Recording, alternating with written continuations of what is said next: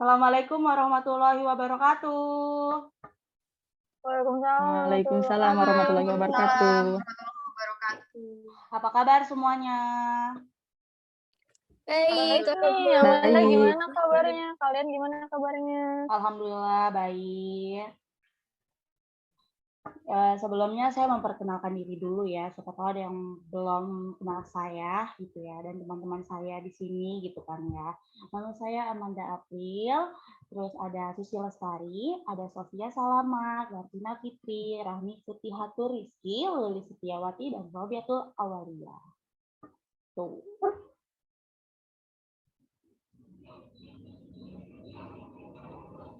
Udah kerasa ya, udah lama banget waktu berlalu. Kayaknya kita kemarin baru aja daftar SMA, sekarang tahu-tahu udah kuliah, pisah-pisah lagi kuliahnya. Iya, nggak kerasa banget ya. Akhirnya kita pisah juga kuliahnya. Tapi alhamdulillahnya zaman sekarang kan sudah berkembang tuh. Terus teknologi juga sudah maju. Jadi kita bisa menjalin silaturahmi walau lewat Zoom. Seneng deh bisa ngobrol bareng kalian kayak gini. Iya, tahu senang banget. Semoga kita masih bisa tetap kayak gini ya, teman-teman. Ngomong-ngomong, gimana kuliahnya Sofia di sekarang? Enak gak jadi anak perantau kayak gitu? Enak sih, betul juga. Cuma ya namanya anak rantauan harus pinter-pinter ngatur keuangan enggak sih? Betul banget tuh, biar semua pengeluaran kita juga jelas, perlu dicatat. Ya nggak sih? Kalau apa-apa harus dicatat, soalnya kebanyakan orang tuh beli barang atau sesuatu karena keinginan, bukan karena kebutuhan. Betul. Ngomong-ngomong soal keuangan nih ya, saya ini lagi mau bikin usaha atau bisnis gitu. Masih bingung sih kira-kira modal kerja bagusnya itu dikelola kayak gimana sih, dan yang pengalokasiannya itu sangat jelas gitu. Terus sama menurut kalian nih manajemen keuangan itu penting nggak sih? Wah, keren banget Amanda udah mau bangun usaha. Penerapan manajemen tuh penting banget sih. Menurut saya manajemen keuangan itu segala usaha untuk pendanaan juga gimana mengalokasikan dana atau uang pada bisnis yang kita jalanin saat ini. Oh, jadi manajemen keuangan itu segala usaha dan aktivitas untuk mengelola pendanaan dan pengalokasian gitu ya. Jadi bagaimana sih supaya modal kerja yang saya keluarkan itu bisa balik lagi ke saya itu kira-kira tahun keberapa ya? Menurut kalian tuh gimana? Menurut gue sih, yang gue baca ya, modal kerja kan adalah keseluruhan jumlah modal yang tertanam di aset pancar. Nah, tujuan dari modal kerjanya ada dua nih. Yang pertama itu menjamin kecukupan modal di perusahaan di kegiatan perusahaan. Dan yang kedua itu adalah meningkatkan likuiditas perusahaan. Emang Manda jenis model kerja apa yang bakal kamu pakai di bisnis kamu? Emang ada apa aja sih modelnya? Ada 5, Manda. Nah, yang pertama itu ada modal kerja permanen, modal kerja variabel, modal kerja musiman, modal kerja siklis, sama modal kerja darurat. Wah, banyak juga ya, jadi makin bingung nih saya milihnya. Ada yang bisa jelasin nggak modal kerja permanen sama variabel itu apa sih? Kalau misalkan modal kerja permanen itu modal kerja yang jumlahnya tetap. Nah, sedangkan yang modal kerja variabel itu modal kerja yang jumlahnya berubah-ubah sesuai dengan volume kerjanya, Man. Setahu gue sih itu. Wih, mantap. Pasti kan ada sesuatu yang mempengaruhi tuh. Ada nggak sih faktor-faktor yang mempengaruhi modal kerja? Ada dong, Amanda. Jadi, yang pertama ada volume penjualan, faktor musim dan siklus, perubahan teknologi, dan kebijakan perusahaan. Benar nggak, teman-teman? Oh iya, pasti dalam suatu model itu ada jangka waktunya kan? Kayak jangka waktunya dana di tangan kita dan waktu dana saat sudah disetorkan kepada orang lain. Itu waktunya kapan ya? Iya, setiap modal itu ada waktu kembalinya dan itu tuh disebutnya perputaran modal. Emang perputaran modal itu apa sih? Perputaran modal itu suatu hal untuk mengukur seberapa efisiennya sih nanti bisnis Amanda dalam menggunakan modal kerjanya untuk menghasilkan penjualan. Dan perputaran modal itu ada rumusnya loh. Oh, saya tahu nih rumusnya. Rumusnya itu menghitung penjualan tahunan bersih dibagi dengan modal kerjanya. Betul nggak? Betul. Betul. Terus saya sekarang jadi penasaran nih. Tujuan dari perputaran modal kerja itu apa sih? Saya tahu nih. Jadi Gartin gini, tujuan dari perputaran modal kerja yaitu untuk memenuhi kebutuhan profitabilitas perusahaan, dapat melindungi perusahaan apabila terjadi masalah pada modal kerja disebabkan adanya penurunan nilai aktiva lancar. Jadi gitu. Oh, jadi gitu. Oh, tapi dari sistem penjualan kan ada secara tunai dan juga kredit ya. Ada yang tahu nggak perputaran modal kerja pada perusahaan dagang atau penjualan tunai ataupun kredit itu gimana? Setahu gue sih ya, kalau misalkan yang tunai itu K1 barang terus K2. Nah, kalau misalkan kreditnya itu K1 barang piutang K2. Nah, setahu gue juga masih ada loh perputaran modal kerja untuk perusahaan manufaktur proses produksi. Nah, gue lupa apa aja. Ada yang tahu nggak isinya apa aja? Oh, Rami tahu buat yang perusahaan manufaktur itu. K1, terus proses produksi dari bahan baku sampai barang jadi, terus penjualan sampai ke K2. Oh iya, terus abis gitu gimana tuh? Itu kan?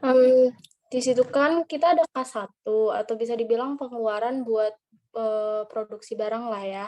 Nah, terus ada proses pembuatan produk dari bahan baku sampai produk jadi loh. Oh iya, saya tahu deh. Jadi habis dari penjualan itu ada sampai kas 2 kan. Nah, kas 2 itu kalau nggak salah namanya itu pendapatan kan? Oh gitu.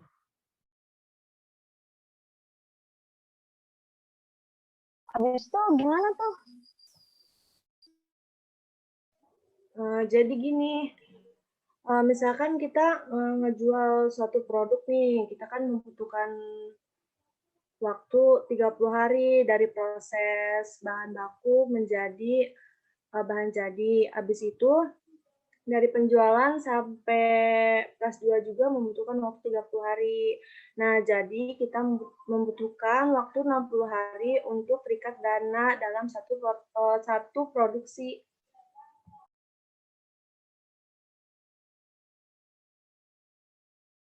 Oh gitu. Tapi kita juga jangan lupa, kita harus bisa menghitung jumlah dana yang dibutuhkan itu berapa dari proses produksi sampai ke penjualan. Nah, itu tuh gimana sih? Jadi gini, misalnya kita dari proses produksi itu keluar biaya sebesar 60 juta. Terus pas penjualan juga kita harus membayar gaji pegawai sebesar 40 juta. Nah, tinggal jumlah aja itu dana yang dibutuhkan buat satu perputaran produksi itu berapa gitu, Manda.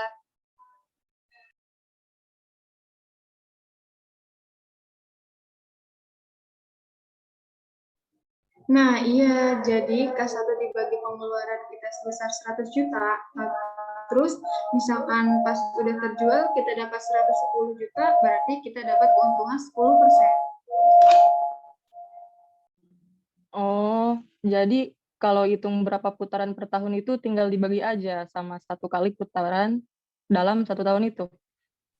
Iya, benar. Jadi kan setahun kan 365 hari tuh. Nah, tadi kan katanya satu kali putaran kan 60 kali. Nah, jadi 365 hari dibagi sama 60 kali tuh. Jadi hasilnya 6 kali putaran per tahun. Wih, keren banget nih pengetahuan kalian, bermanfaat banget tuh buat gue yang mau buka bisnis sama usaha yang belum benar-benar paham soal modal dan macam-macamnya gitu. Makasih banyak ya kalian, penjelasannya jelas banget, mudah dimengerti. Nanti bakal gue terapin deh ke bisnis gue ke depannya. Asik, alhamdulillah ya kalau gitu. Semoga yang kita obrolin hari ini tuh bisa kamu terapin ke bisnis baru kamu dan semoga bisnisnya sukses terus. Kalian juga nih kalau mau bisnis jangan lupa cari tahu dulu ilmunya biar nggak terjebak dan bisnis kaliannya juga jadi lancar deh. Iya, bener nih. Kita harus pintar-pintar cari ilmu dan peluang sebelum kita mulai berbisnis. Jadi kita harus tahu dulu apa yang mau kita kembangin. Jadi kita harus tahu peluangnya. Tunggu dulu, dalam modal kerja juga kan kita harus tahu definisi persediaan, karena itu kan juga bagian dari modal kerja berupa bahan baku, barang setengah jadi maupun barang jadi juga. Kita juga harus investasi pada persediaan itu sendiri karena penggunaan sejumlah dana tertentu dari modal perusahaan. Wow, mantep. Jadi gimana nih kalau terjadi kesalahan penetapan dalam jumlah persediaan? Tenang nih Susi, ada beberapa rumus yang bisa menganalisis bila terjadi kesalahan penetapan dalam jumlah produk. Yang pertama, ada total ordering cost. Yang kedua, total carrying cost. Yang ketiga, economic ordering quantity. Yang keempat, reordering point. Yang kelima, safety stock. Dan yang keenam, ada total inventory cost. Wah, sekarang kita jadi nambah pengetahuan lagi ya. Iya nih, alhamdulillah.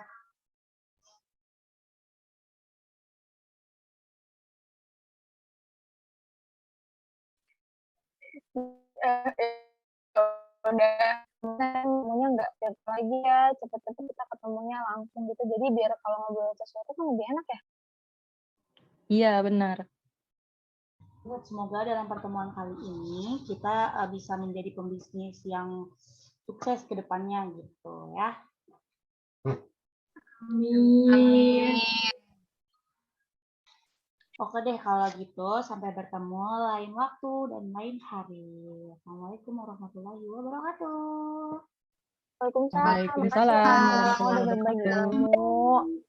Dadah semuanya.